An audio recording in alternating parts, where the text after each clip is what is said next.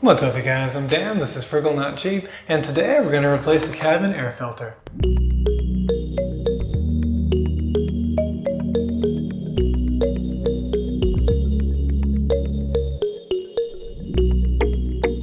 So unfortunately conditions aren't that great. There's some people moving outside and then there's a guy with a leaf blower going around. So what can you do? I've got a little bit of time here to get this done before I'm headed off to the pool and then over to a birthday party later tonight.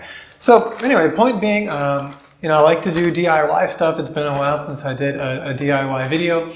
And while we're doing this cabin air filter replacement on a Tesla Model S, this is by far the most complicated and difficult cabin air filter replacement procedure that I can think of or that I know of. And so the point is to encourage you, if you haven't done any kind of simple DIY stuff on your vehicle, that it's really easy to do a lot of it and you can just get, parts online and do things easily. One of the first things I did, I changed oil on cars when I was younger, but as I got older later on, I had one of the heated side mirrors go out on my old Acura, and replacing that was pretty cool because there are electrical components because it did have a heating element for the winter time. Anyway, so once I'd done that, then I realized most of this stuff it kind of just snaps into place and it's really not all that difficult. In fact, I have a longer video where I cleaned out the entire HVAC system here on my Model S, Natalia, but today we're just going to do a quick cabin air filter change. So I should mention, there have been kind of three periods in the Model S history. There was the pre-facelift ones. Those ones, the cabin filter was really pretty easy to change. You just do it through the trunk, the front trunk. But now with the 2016 facelift through 2021 pre-Palladium refresh ones, it got a lot more complicated because they put in the HVAC filter in the front, so it's a bit more difficult. And then if you have one of the newer Palladium ones, so after the refresh and you have the landscape oriented screen, then it's similar to what I'm going to do, but a heck of a lot easier, and I'll explain as I go through. Alright guys, so the tools that we're going to need for this job are a trim tool, and for this 2016 to 2021 Model S, you also need a Torx T20. So that's this star-shaped screw pattern. So again, this is a really complicated one. Generally, all you might need is a trim tool or your hands, and it's really easy to replace cabin filters, but this one's a little bit more complicated. For this facelifted Model S, we're going to have to remove this piece of trim. We're basically going to have to take out the glove box, and then also this piece of trim and this piece of trim in order to get back there to where the cabin air filter is located. In a lot of cars, you have easy accessibility through the glove box. That was the case with my old TSX. It was really, really easy. With the newest Model S's, you basically pull up some of the liner down there, and there's easy access to the cabin air filter. It is located down low, so it's not very ergonomically friendly, but it's relatively easy to get compared to what I'm going to have to do. So for all this trim, I'm just going to use a plastic trim tool so that I don't damage anything.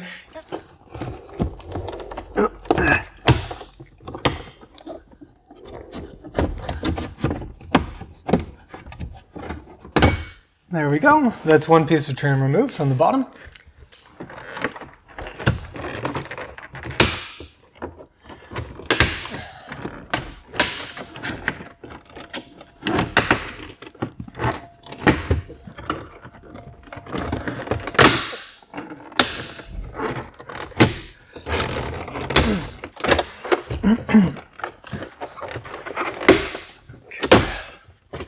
All right. There's that one. I was just trying to be careful not to damage anything.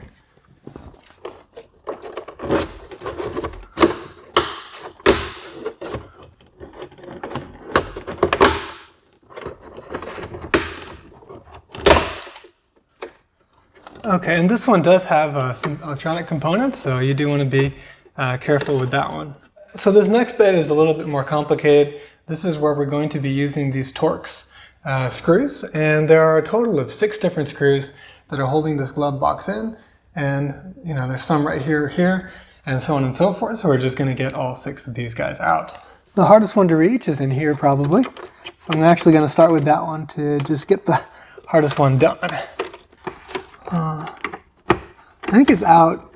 It's just not popping out, so I'm just going to keep going. Oh, here. Yeah. So that's one. Here's number 2.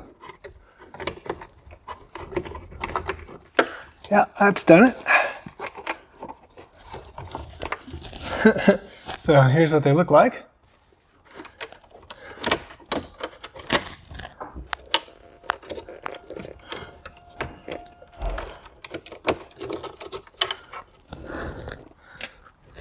Okay.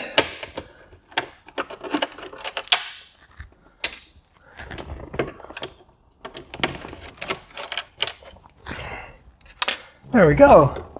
So again, if we didn't have to pull out the whole glove box, which we're doing here, then this would be a really, really easy job. But as it stands, you do need to.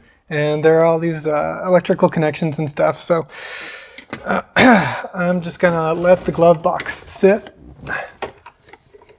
So now it's a little bit hard to see, but basically right here is where the filter sits, right above the blower.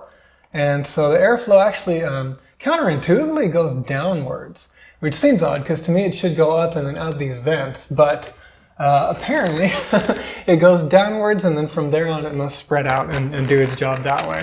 So there's this little part here that we squeeze. So just squeeze vertically, this part, and then it just angles and pops right out.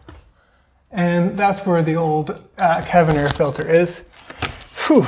Okay, so getting the air filter out might be one of the trickier parts of it, because again, you can't really reach. And as you can see, my old one's actually still really clean, so I probably didn't need to do this.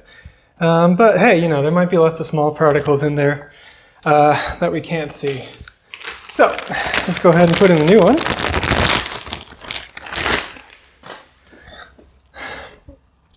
And this one is straight from Tesla, and it costs $36, so not too cheap, but hey, what are you going to do? And it does tell you that the airflow goes this way. Okay, so it turns out the idiots at my service center sold me the wrong part. As you can see, certainly that one's not going to work, so we're going to have to go back and get that replaced.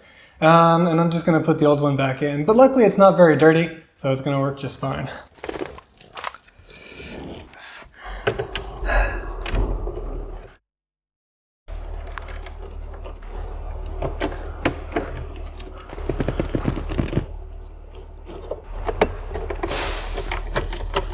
Alright, so just make sure there's no play in it, but there's no need to be super duper tight on all that. And then this is just going to pop right on here. There you go. And now shut that. Pop this piece of trim on right here. Very easy. Good. And finally this larger piece of trim over here.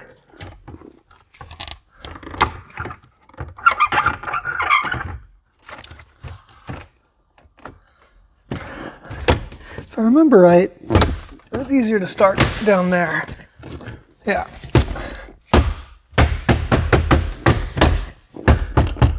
Okay. And there we have it, guys. It's actually a pretty easy job. Normally on most cars, but on this facelifted Model S, it is a bit of a challenge, and it is pretty hot even in my garage here because it's like 100 degrees outside. Anyway, I hope you found that helpful. Hope it encouraged you to do more DIY stuff. YouTube is a wonderful resource. You can find out how to do almost anything on a vehicle. Hope you liked today's video. If you did, please hit the like button, consider subscribing. Thank you very much for watching, and I'll see you in the next video.